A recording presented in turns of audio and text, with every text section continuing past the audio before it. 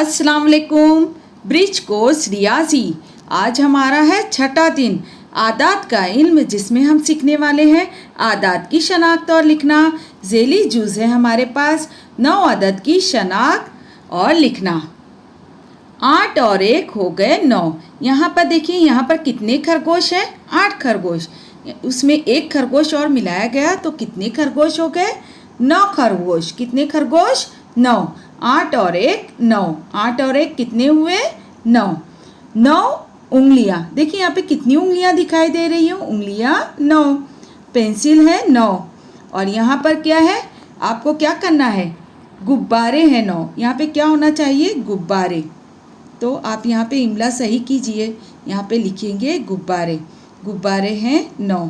यहाँ पर आप क्या करोगे? 9 गुब्बारे की तस्वीर आपको बनानी है। इस तरह से आप गुब्बारे बनाओगे। और कितने गुब्बारे बनाने हैं आपको? 9 गुब्बारे। ठीक है।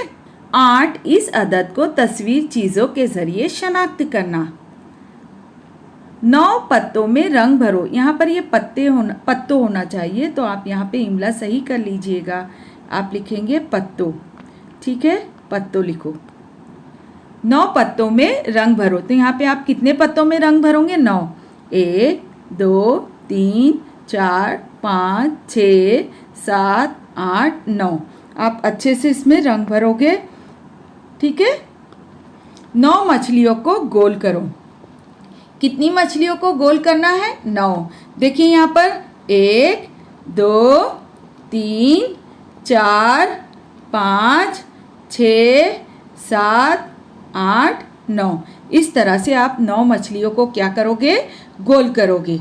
अब अगला सवाल है यहाँ पर 9 तारा बनाओ। कितने तारे बनाने हैं? 9। 1 2 3 4 5 6 7 8 9। ठीक है। आप इस तरह से कितने तारे बनाओगे? 9 तारे, और गिन कर बनाएंगे। ठीक है। हिंदसों की ज़बान। तो देखिए, ये हिंदसों की ज़बान, यहाँ पे अदद है दिया हुआ, हम इसे लिखेंगे। कौन सा अदद है? 9। तो देखिए 9 को किस तरह से लिखेंगे? 9। आप भी इसे अच्छी राइटिंग में खुश खत लिखोगे। 9 9। ठीक है।